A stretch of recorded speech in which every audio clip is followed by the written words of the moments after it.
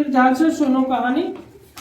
और कहानी मात्र मनोरंजन के लिए नहीं है, हमारी बातों को समझने के लिए, ताकि हम बातों को अच्छी तरह से समझ सके, है ना। कहानी आपको जल्दी याद हो जाती है, वो आपके मन में बस जाती है कि नहीं?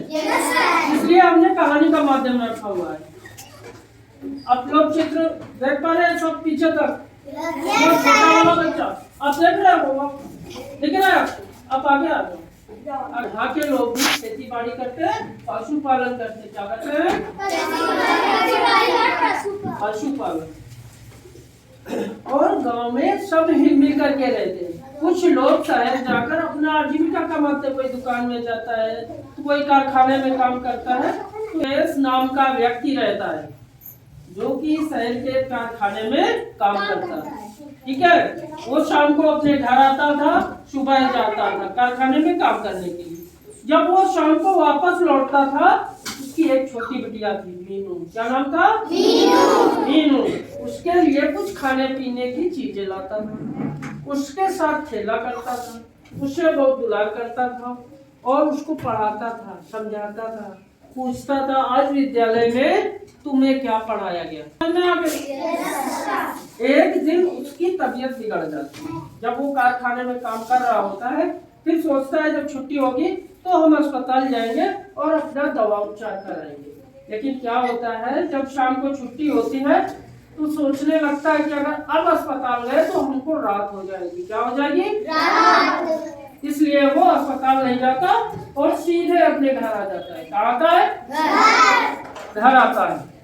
जब वो घर आता है तो चुपचाप गुमसुम होकर के लेट जाता है। जब कोई भी व्यक्ति बीमार होता है, हैरान परेशान होता है, उसका काम करने में मन नहीं लगता है और ना ही खाने पीने का ज्यादा मन करता है। जैसे आप लोगों को बुखार आ जाता है कभी कुछ, ठीक है, तो वो भी उदास हो जाता है, नहीं खाता। और ना ही मीनू के लिए कुछ खाने को लाता है, जिससे मीनू भी दुखी, उदास और गुमसुम हो जाती है, परेशान हो जाती है।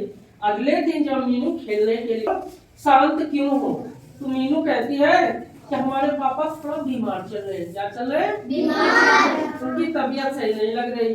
वो कल शाम को जब घर आए तो हमारे लिए कुछ खाने को नहीं लाए, ना ही उन्होंने ठीक से हमसे बातें की। तो लोग कहते देखो मीनू, अपने पापा को समझाओ कि वो अस्पताल जाए, सरकारी अस्पताल जाए। कहाँ जाए? सरकारी अस्पताल जाए, वहाँ दवा कराए। अगर इस तरह से लापरवाही करेंगे तो हो सकता है कि उनको दूर शहर में दवा कराने के लिए जाना पड़े, फिर उनका ज्यादा धन खर्च होगा और उन्हें सहारे की आवश्यकता होगी। अभी वो स्वयं अस्पताल जा सकते हैं, अकेले जाकर अपनी दवा करा सकते हैं, लेकिन जब ज्यादा तबीयत बिगड़ जाएगी तो उनको साथी की आवश्यकता होगी। जहाँ तक समझ में आ गया? Yes sir. तो मीनू आती है अपने घर, अपने पापा को। दूसरा दिन होता है तो वो अस्पताल जाते हैं, अपना पर्चा बनवाते हैं और डॉक्टर साहब से मिलते हैं। डॉक्टर साहब उनसे कुछ बातें पूछते हैं कि अच्छा सुरेश, आपको क्या दिक्कत आ रही है, क्या परेशानी है?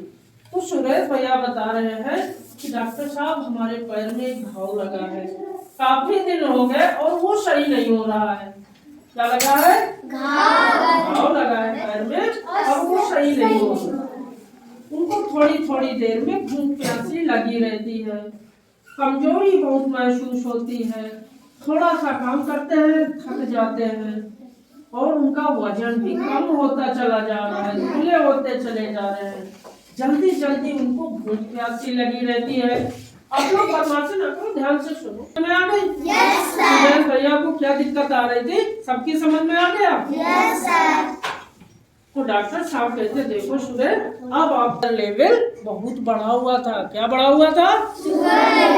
शुगर लेवल बहुत बढ़ा हुआ। करने रहेंगे और आपको नियमित दवाएं खानी पड़ेंगी। आपको मीठी चीजें खाने से बचना चाहिए और आपको तेल वसा वाली चीजें नहीं खाना चाहिए। कोई बच्चा बता सकता?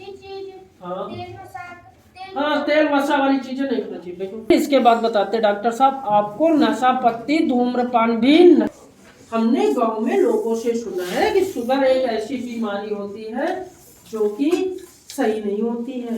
दवा खाते रहो, काम चलाते रहो, कभी बढ़ता है तो कभी घटता है। नियमित दवा खाओगे, नियमित परहेज करोगे, निश्चित ही स्वस्थ हो जाओगे। लेकिन ऐसा नहीं करना है आपको कि 2 दिन दवा खाया, हमको आराम मिल गई, फिर हमने दवा खाना बंद कर दिया। क्या बंद कर दिया? तो हमको दवा खाना बंद नहीं करना है। डॉक्टर साहब, हम तो गांव घर के रहने वाले हैं, हम बहुत मेहनत का काम करते हैं, हमको कसरत व्यायाम करने की क्या आवश्यकता है?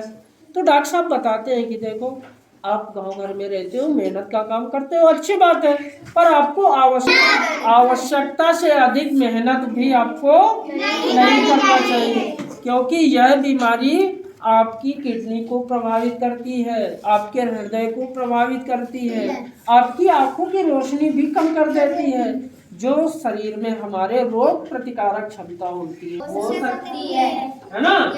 सारी बातें आपको समझ में आ गई?